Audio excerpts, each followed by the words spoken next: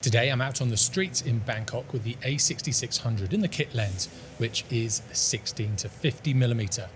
So far I've been out with a full frame camera and a prime lens, so I want to see how different this really is. As always with photography, you have to warm up, so these first few shots will probably be a little bit average, but I'm finding with street photography that I just need to go through this process and take some photos. Using a zoom does open things up a little, but it's another variable. And because things happen so quickly, it is another thing to think of.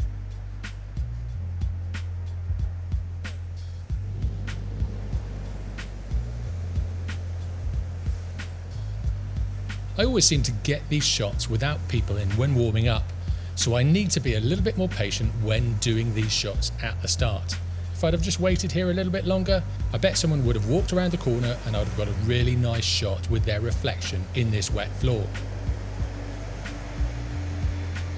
With the SkyTrain, it does give some really nice strips of light, and this is a great opportunity to get highlights and shadows in your frame. I spotted this road cleaner and I wanted a shot of them in this light, so I just waited until they walked closer.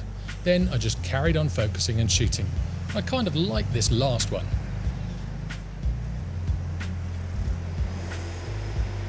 This lady had just bought her lunch and I missed her interaction with the street seller, so I got this shot of her instead, just walking away after she'd bought something. Then I followed her to get a shot of her on the escalator.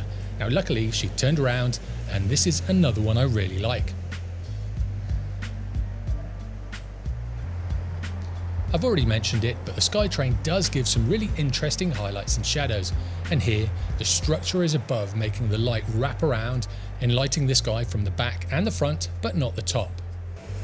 I dropped the shutter speed down here to blur the cars in the background, but then the bus came and I didn't get the right settings quick enough to get a shot of him getting on the bus.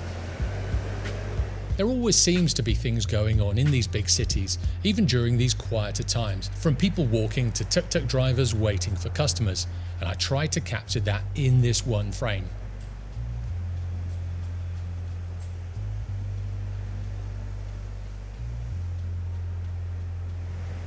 I just like this one because it's such a good single point perspective. It'd be good if someone was walking down there. Whenever you're in cities with walkways and overpasses, it gives the opportunity to get different angles of the same thing.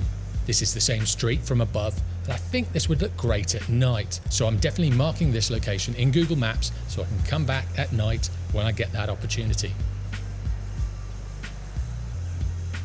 If you're shooting in the middle of the day, you can use those highlights and shadows to your advantage.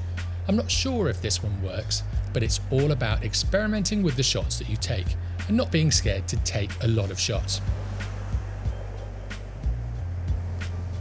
Now I've done this in my last few outings, but if I see something interesting, I'll take a safety shot far away and then keep taking shots as I get closer.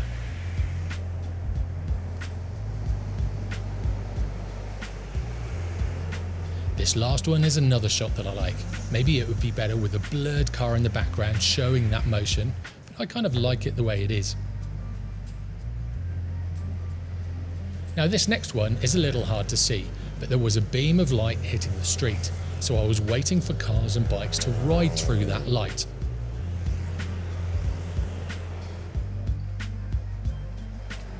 So in aperture priority, you've got to use exposure compensation. I've got it down to -2.7, so it's kind of exposing for the highlights but not the shadows. Again with the overpass, it was an opportunity to get the same shot from a higher angle.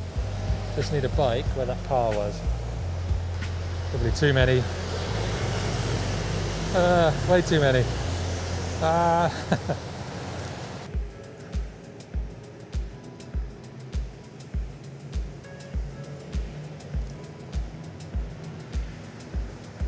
Now if you don't like those harsh highlights and shadows, stay in the shadows and adjust the settings accordingly.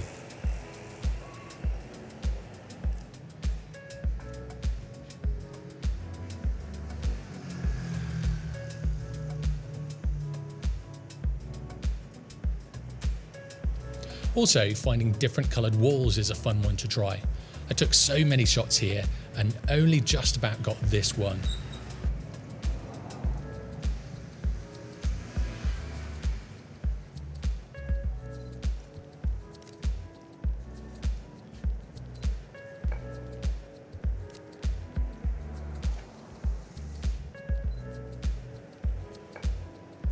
In my last street photography video, I took over 60 low-down shots, so I made an effort to take other shots today as well. But I couldn't resist at least one low-down shot.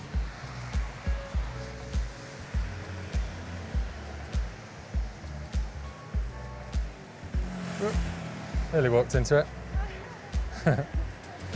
As the sun got stronger in the day, I was looking to play with that light a little bit more. Here, I thought these people waiting for a bus would make an interesting silhouette.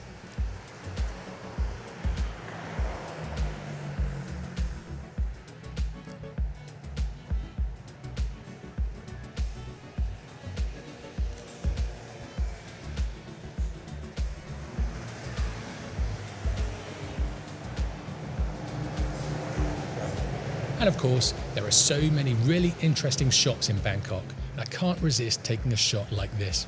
Keeping an eye out is a must with street photography.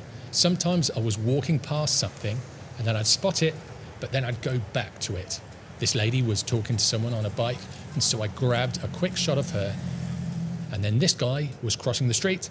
I followed him and I nearly kind of got knocked down. So note to self, keep an eye out for traffic and red lights, as well as crossing busy city streets. In these big cities, there will always be interesting people to photograph. Whilst walking, I spotted a monk on the other side of the road, so I waited until he was in the light and then got this one. Then I followed him down the street. He sat down, and I got a second shot of him. One thing you see a lot of in Bangkok is bikers going down the pavements to get around the slow traffic lights of the intersections. Now this is a little bit illegal, but quite comical when you're not used to it, because when you're a pedestrian, you kind of have to jump out the way, even though you're walking on the pavement. Now, if you're ever wondering how to shoot panning shots or want some practice, a busy street is a perfect place for this. You'll have an endless supply of moving bikes and cars to shoot, until you get one that's nicely framed and everything else is blurred around it. And you can just play with your shutter speed until you get what you want. Now, this was my third session out on the streets, and I'm finding I'm learning so much about street photography, about my photography, and about things that I need to learn.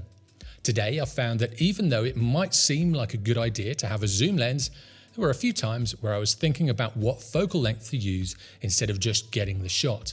And I did miss a few shots because of this.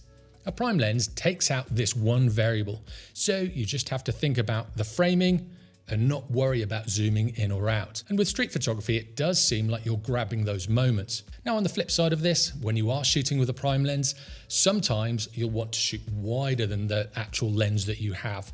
So there are pros and cons for zoom lenses and prime lenses. Also, I still struggle with the settings when switching between freezing the action and wanting to blur some motion in my frame.